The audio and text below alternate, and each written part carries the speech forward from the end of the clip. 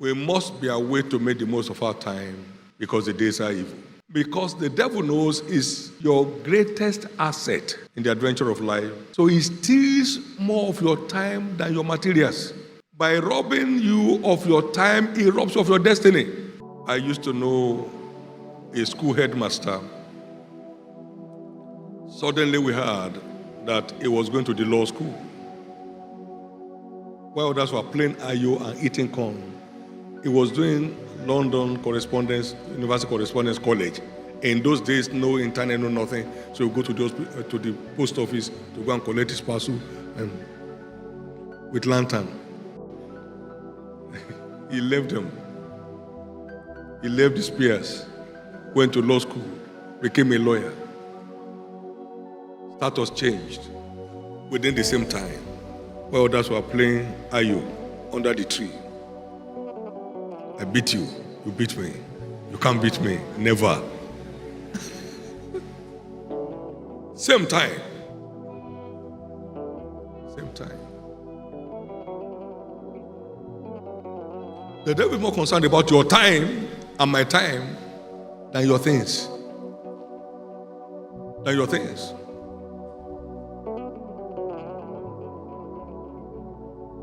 In the days when teenagers are authors, my God, not writing for writing's sake, high-selling authors. And now, at 20, you're a crying baby. Mommy, can I eat? I don't like to eat egg.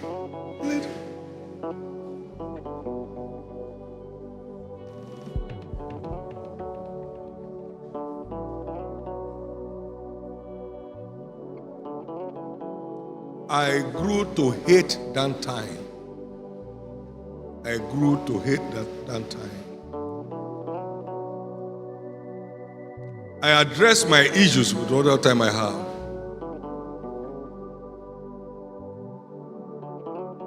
I taught myself to speak by knowing that I needed to learn communication.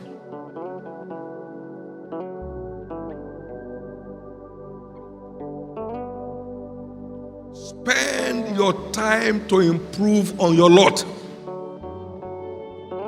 Invest your time to enhance your values.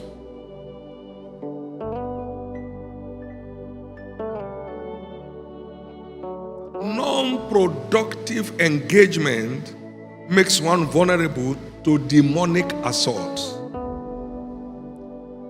Matthew 12, 43 to 45.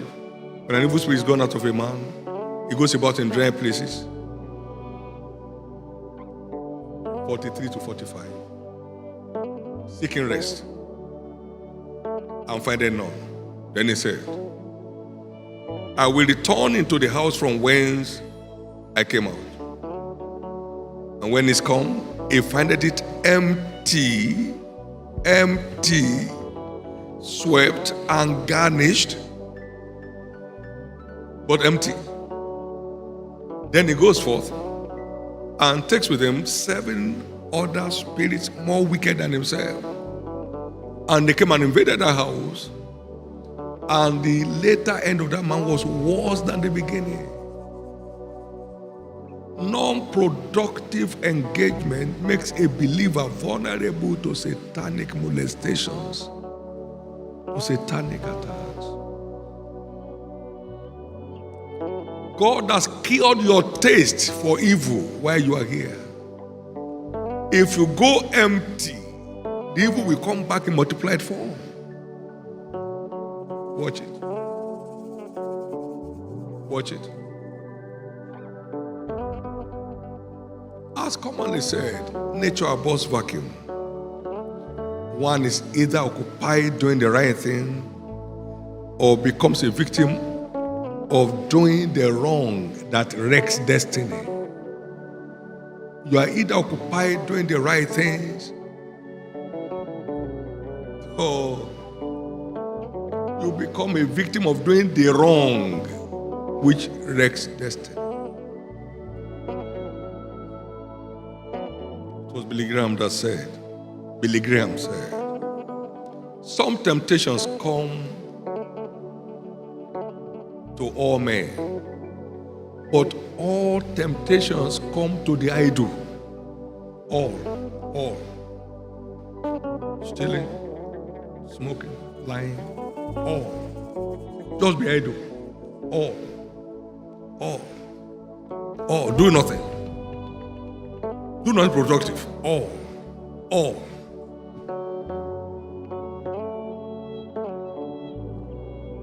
Those who put pleasure before labor usually end up living under pressure.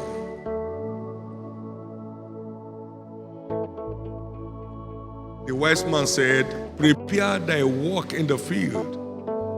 Proverbs 24 verse 27. And make it fit for thyself.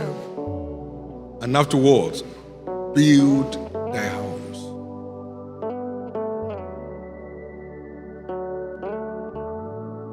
Yesterday made it 35 years that God sent me to Lagos.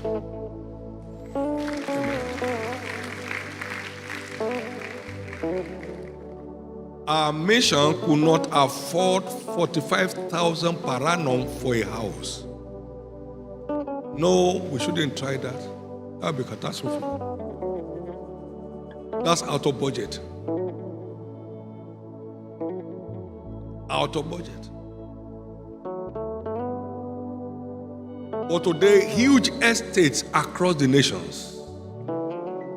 Same system, same organization. Afterwards, build thy house. Work first. Pleasure later. If you put pleasure first, you're under pressure. You will rent a house beyond you and can't find sleep. You buy a car you cannot maintain, so you get grounded eventually. Life.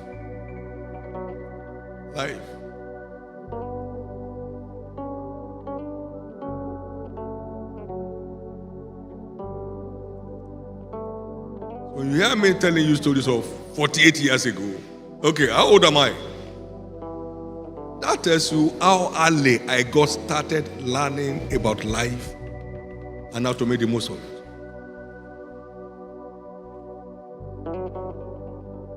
I will soon be 70. I have no regret for any aspect of my life.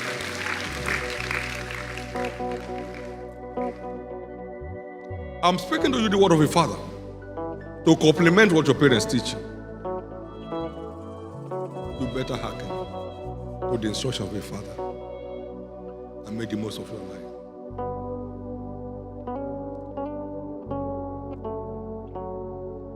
We grew up as boys. The playboys of our time, they are off the radar. Off the radar. Can't trace them. Does that mean they are dead? No. They're just off.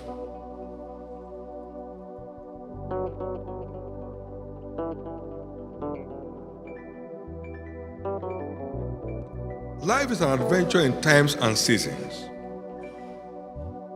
Ecclesiastes 3, 1 and 2. And he makes all things beautiful in his time. Verse 11.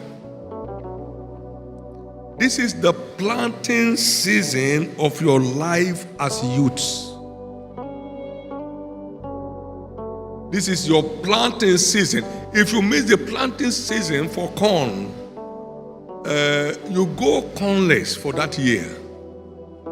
Or you buy. Planting seasons are not reversible. They are not. You miss it, you miss it. This is the planting season of your life. I've spoken to you, young men, because you're strong. The word of God abides in you, and you overcome the wicked one. This is the planting season of your life. 1 John 2:14. You better recognize the planting season of your life. Don't allow weeds to grow. They will choke your tender grape and make such victims miserable. Can I have you say with me, I'm in the planting season of my life? What does that mean? It's now your time to clear your field of all by uprooting all unwanted trees. That's how to start planting. You first do clearing of the debris in your life that stand as blockades to your future. Uprooting them. Uprooting habits that will block your access to a future. And then you plow. I'm talking about a Greek now. You break up the ground. You break up the fallow ground. And then you arrow. Turn it around. And then you reach. Ready for planting. Then you fertilize the earth to make the most of your seed. It's a process and requires a lot of time. A lot of time.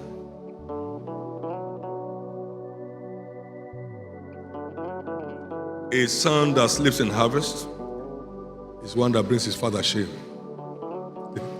Therefore awake, thou that sleepest, and arise from the dead, and Christ shall give thee light. Proverbs 10, 4 and 5. Awake. I found something at 16 from Lamentation 3:27 that it is good for a young man to bear his yoke in his youth. It got hold of me, and I went under a little shrub behind the hostel of our secondary school and knelt down and said, Jesus, whatever yoke I need to bear when I'm old, let me bear it now. I don't want to be carrying luggage at old age. Later I came to understand what that yoke actually means. It's not suffering, no. Responsibility. Take responsibility early or you end up in liability later. Take responsibility early or you end up in liability later. Take responsibility early or you end up in liability later. Take responsibility now or you end up in liability later. You mustn't end your life with a die known. That's why you are knowing now. Jesus described what this yoke is all about when he said, come unto me, all you that labor and are heavy laden, and I'll give you rest. Come and learn of me. My yoke is easy and my burden is light, and you find rest for your souls. Matthew 11, 28 and 29.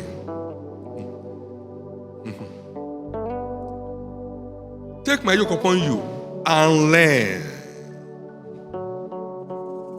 Don't wait to learn by experience. Learn by exploration of knowledge. Don't wait to learn how to avoid accident. By experience, you may not survive it. Learn it by knowledge. It's safer, it's secure. So it is the yoke of learning or the responsibility of learning what it takes to make the most of one's life. I say humorously here, the yoke of learning is lighter than the yoke of suffering. The yoke of learning is lighter than the yoke of suffering. Don't learn by suffering, learn by learning. The burden of learning is lighter than the burden of failure.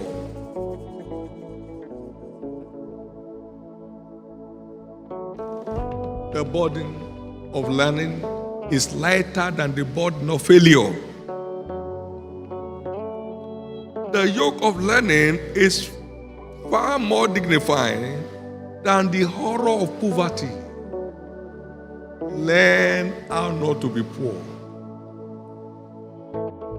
Learn efficient management of your resources. Learn the covenant approach to sustainable financial fortune. Learn it, learn it, learn it, learn it.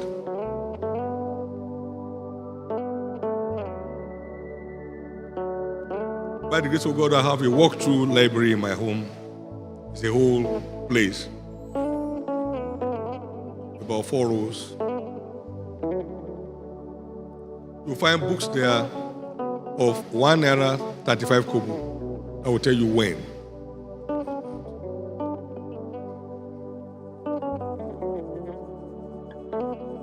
I started consciously buying books to learn about life since I was 20.